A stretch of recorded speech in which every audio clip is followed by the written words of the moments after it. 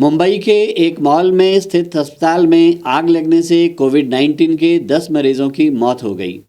भांडुप इलाके में स्थित ड्रीम्स मॉल सनराइज अस्पताल में आधी रात को कुछ देर बाद आग लगी।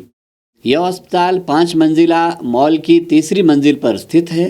हादसे के वक्त कोविड-19 के मरीजों के अलावा और भी कई मरीज अस्पताल में थे। हादसे के बाद इस बात को लेकर भी सवाल उठ रहे हैं कि मॉल में अस्पताल कैसे खोल दिया गया।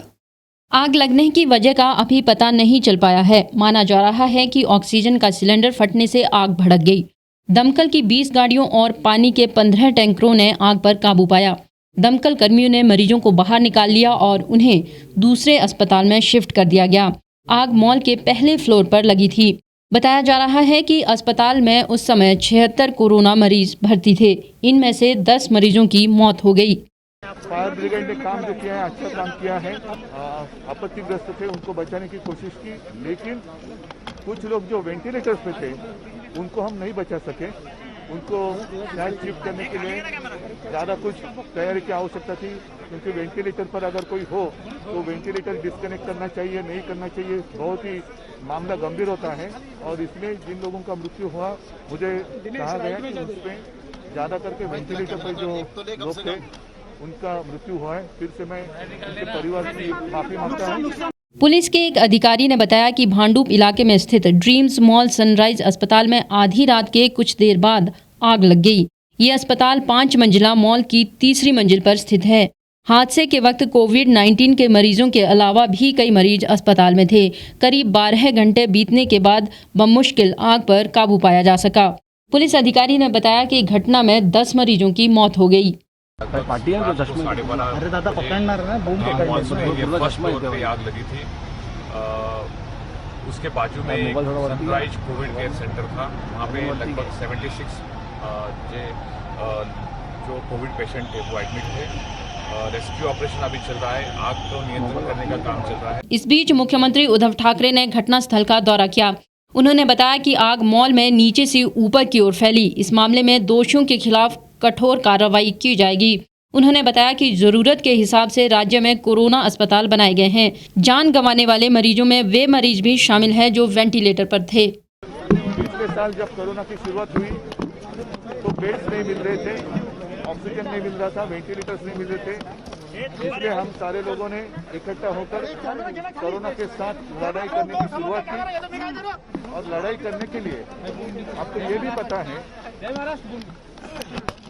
पता है कि जहाँ भी जरूरत थी वहाँ हमने टेम्पररी हॉस्पिटल्स के लिए इजाज़त दी, क्योंकि देनी पड़ी। फील्ड हॉस्पिटल्स हो या और कौन से हॉल्स हो, वहाँ हॉस्पिटल के लिए इजाज़त देनी पड़ी। वैसे एक टेम्पररी परमिशन इस हॉस्पिटल को दी गई थी। आने वाले 31 तारीख को वो समाप्त होने वाली थी, लेकिन अब आज तारीख 25-26 है। 2-4 दिन पहले दुर्घटना हो गई।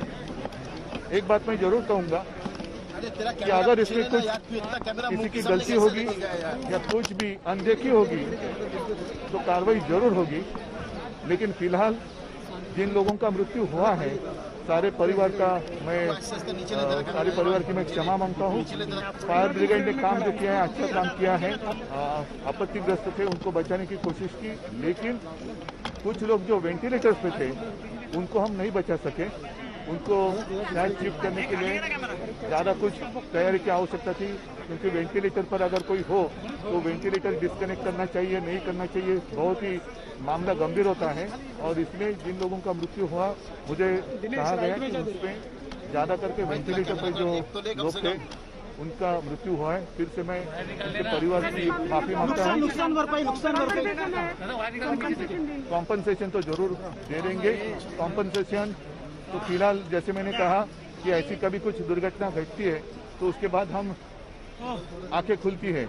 ऐसी घटना नहीं होनी चाहिए, इसलिए 2 महीने पहले ही मैंने सारे जितने अपने हॉस्पिटल है, आपको याद होगा विदर्भ में एक ऐसी घटना हुई थी और उस वक्त मैंने सब पूरे महाराष्ट्र के जितने सारे हॉस्पिटल्स है उनको सूचना दी है कि शॉर्ट सर्किट हो, वायरिंग, फायर ऑडिट होना चाहिए। लेकिन ये जो आग लगी वो हॉस्पिटल में नहीं लगी, हॉस्पिटल के नीचे शायद कुछ ऑफिस होगा या दुकान होगा, वहाँ पर लगी और वहाँ से फैल गई है। और फिर से मैं एक बार कहता हूँ कोरोना का संकट बढ़ रहा है उस वक्त भी बढ़ रहा था। अपनी जितनी सारी आरोग्य के लिए व्यवस्था है वो उस वक्त कम पड़ रही थी, बेड्स नहीं मिल रहे थे, ऑक्सीजन नहीं मिल रहा था, वेंटिलेटर्स नहीं मिल रहे थे। इसलिए जहाँ भी आवश्यकता थी और आवश्यकता है वहाँ कुछ संस्थाएं आगे आई और उनको इजाज़त देनी पड़ी। यहाँ भी हॉस्पिटल का जो काम चल रहा था उसका भी आप रिपोर्ट लेंगे तो जो मुझे जानकारी मिली है कि हॉस्पिटल का काम ठीक चल रहा था, लेकिन आग लगी है वो इसके नीचे जो दुकान होंगे या ऑफिस होंगे वहाँ लगी। खबरों में बने रहने के लिए सब्सक्राइब करें द रीव टाइम्स, लाइक और शेयर करना ना भूलें। एक छत के नीचे सुविधाओं का अब उठाएं लाभ। रीव ई मार्ट में अब पाएं अपनी रसोई के लिए गुणवत्ता और सस्ते दामों पर राशन सामग्री। दालें हो या हो मसाले, आपका किचन ई मार्ट संभाले। उच्च गुणवत्ता और दामों में बेहतरीन रीव ई मार्ट में पधारें और पाएं अपनी पसंद के सभी उत्पाद, या फिर करें ऑनलाइन ऑर्डर और पाएं घर द्वार पर ही सुविधा। आज ही संपर्क करें फोन नंबर 8219694079 पर, बाईपास रोड, शनान, संजौली, शिमला।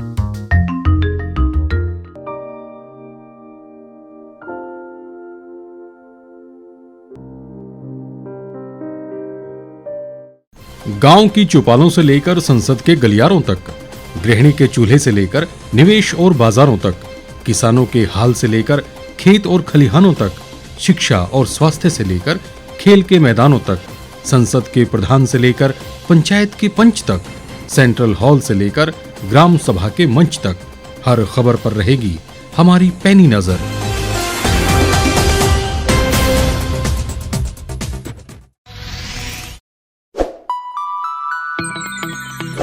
लेटेस्ट खबरों के लिए आप यूं ही देखते रहिए द रीव टाइम्स।